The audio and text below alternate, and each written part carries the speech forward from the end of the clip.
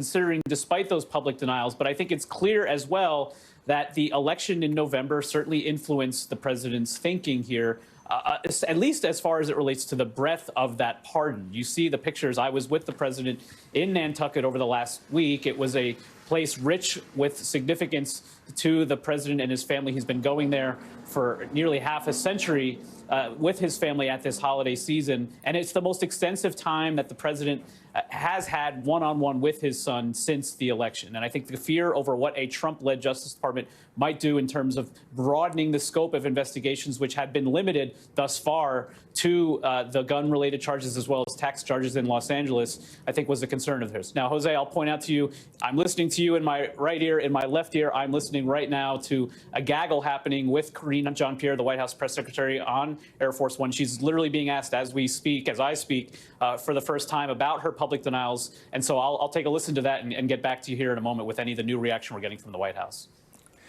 That's great. Thanks. Really appreciate that. You do that. Betsy, meanwhile, you wrote Hunter Biden's pardon looks a lot like Richard Nixon's. How so?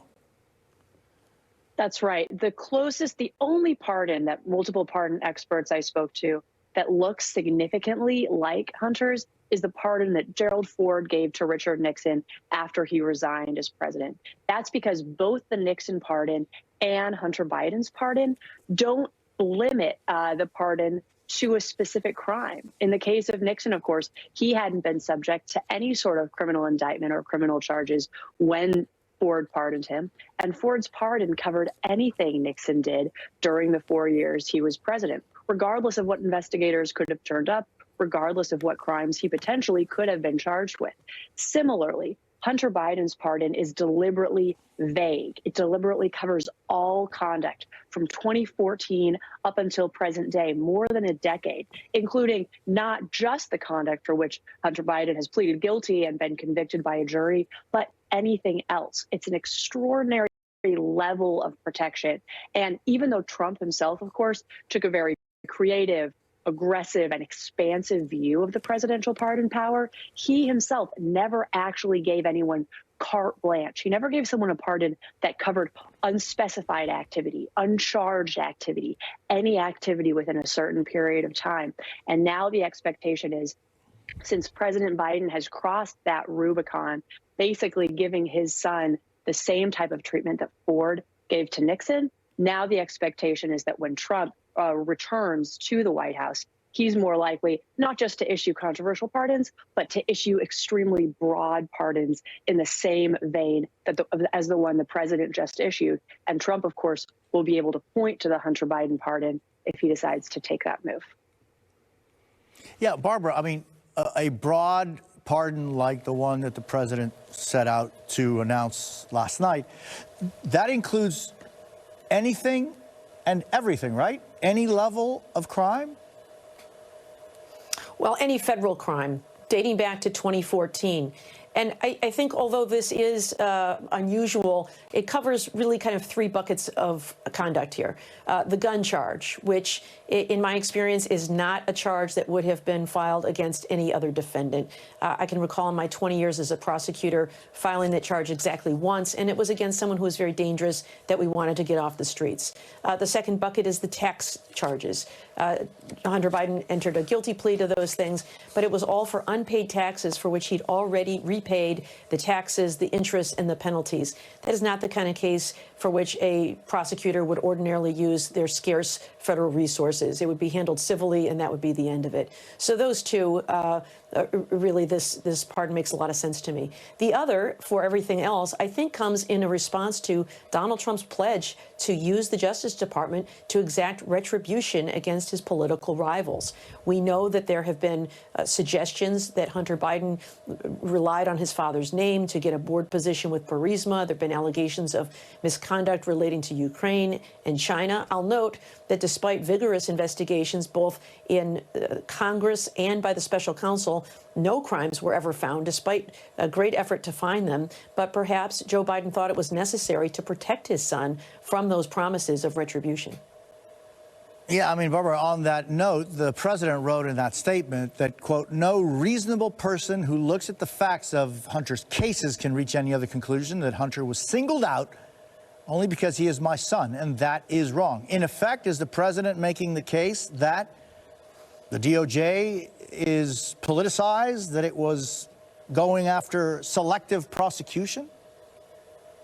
I think he is. I think he is suggesting that the gun case and the tax case would not have been brought against an ordinary American. I think the case began with an effort to look for more serious crimes. Even the way David Weiss, the special counsel, tried to initially resolve this case suggests that even he found it to be not a tremendously important case. Remember that he offered a plea to no prison time, pretrial diversion for the gun, and a misdemeanor on the tax case. It was only after that plea deal fell apart that they went and filed indictments for felonies in both of these cases. So I think that's exactly what Joe Biden is saying, that Hunter Biden was singled out, treated differently because of politics, and that he has the power to end it. So he's going to do that to protect his son. Hey, Mike, just wondering if you're listening to anything that has been referenced by the presidential spokesperson about this issue and not. And also, so let me just start with you. Anything, has she said anything on it? Well, Jose, I've been listening just in these last 3 minutes to a very animated back and forth between the reporters traveling with the president to Angola on Air Force One right now with Karine Jean-Pierre, the White House press secretary. For the most part, Jean-Pierre is referring simply to the text of the statement from the president last night, emphasizing that he made this decision over the last week while with his son in Nantucket, that, as Karine Jean-Pierre said, he made this decision himself. But what I find also interesting is that she's pointing to some of the defenses of this decision from the likes of former Attorney General Eric Holder and the kind of argument that was laid out by Abby Lowell, Hunter Biden's lead attorney, in terms of the way in which they view Hunter Biden has been prosecuted only because he is the president's son, that the severity of the charges that were brought against him would not have been brought against him had his name been Hunter Smith. And so what's interesting about that, Jose, is that has not been something we heard directly from the president or from the White House in the last 6 months. It had largely been an argument that was left to the president and Hunter Biden's allies. And so for now, after this pardon decision has been made, for the White House itself to adopt those arguments about the fact that they feel the justice system in some ways was tilted against Hunter Biden, I think is a noteworthy development that speaks to the whiplash that many are feeling at this moment, considering the denials that we've been hearing consistently from the president and his team up to this point. And Betsy, any thoughts on how this will be seen by historians? What do you think this could do to the president's legacy?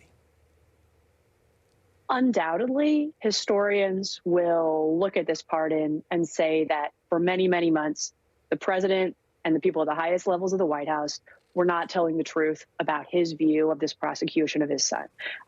That's going to be a coda to every single historical reference to this pardon, not just controversy about the substance of the pardon, but raising really serious and grave questions about the White House's honesty regarding the president's thinking. Of course, the White House press secretary can say whatever they like to try to make it sound like they were totally honest, totally forthcoming. I find it very doubtful that people are going to buy that. There's one other really important difference here between the pardon that Biden handed down for Hunter and the pre-Trump norm for presidential pardons. From about 1950 through just up until the Trump administration, it was very, very, very unusual for presidents to justify pardons by arguing that the criminal justice system had engaged in unfairness. Rather, presidents basically issued pardons in the frame of, this person's done the wrong thing, they've paid their debt to society, and now we're giving them forgiveness. Trump, of course, blowtorched that norm. And in many of the pardons that he issued, he said that the people he was pardoning were victims and had been treated unfairly. Biden, of course, returned to the White House on the promise of restoring norms. But in bringing forward this pardon of his son by arguing his son was a victim of a miscarriage of justice, he's actually continuing down the road that Trump very much opened up in using the extraordinary platform of the White House to accuse the criminal justice system of treating someone in a way that was unfair. And what this is going to do immediately, what's already started, is it's going to result in a ton of pressure from criminal justice reform advocates, as well as from senators on President Biden to issue more pardons and more grants of executive clemency to to people who they believe are also being treated unfairly, notably drug offenders, nonviolent drug offenders who are serving extraordinarily long federal prison sentences. What advocates are going to say is, okay, President Biden, you believe your son was treated unfairly and he merited a pardon. What about these hundreds, if not thousands, of other federal prisoners who we believe are also being treated unfairly? But of course, you don't have the opportunity to eat Thanksgiving dinner with the president. Shouldn't those people also receive some sort of grace, some sort of clemency? Mike Memoli, Betsy Woodruff Swan, and Barbara McQuaid, thank you so very much. Up next, new reporting surrounding Trump's pick for Defense Secretary Pete Hegseth and what it could mean for his path to Senate confirmation. Plus, what we know about the man President-elect Trump has tapped to lead the FBI after pledging to purge the agency of his perceived political enemies. And could tariffs keep the U.S. dollar on top? We'll break down the target of Trump's latest tariff threat when we're back in just 90 seconds. You're watching Jose Díaz-Balart Reports on MSNBC. When you're the leader, disaster cleanup and restoration, how do you make like it never even happened happen? By being prepared for anything. Serve pros like it never even happened. Type 2 diabetes? Discover the Ozempic Trizone. Ozempic. I got the power of 3. I lowered my A1C, CV risk, and lost some weight. In studies, the majority of people reached an A1C under 7 and maintained it. I'm under 7. Ozempic lowers the risk of major cardiovascular events such as stroke, heart attack, or death in adults also with known heart disease. I'm lowering my risk. And adults lost up to 14 pounds. I lost some weight. Ozempic isn't for type 1 diabetes or children. Don't share needles or pens or reuse needles. Don't take if you or your family had MTC, MEN2, or if allergic to it. Stop taking and get medical help right away if you get a lump or swelling in your neck, severe stomach pain, or any of these allergic reactions. Tell your provider if you plan to have surgery or a procedure, are breastfeeding, pregnant, or plan to be. Serious side effects may include inflammation of pancreas, gallbladder problems, or changes in vision. Call your prescriber if you have any of these symptoms. Taking with the sulfonylurea or insulin may increase low blood sugar risk. Common side effects include nausea, vomiting, diarrhea, stomach pain, constipation. Some side effects lead to dehydration, which may worsen kidney problems. Living with type 2 diabetes? Ask about the power of 3 with Ozempic.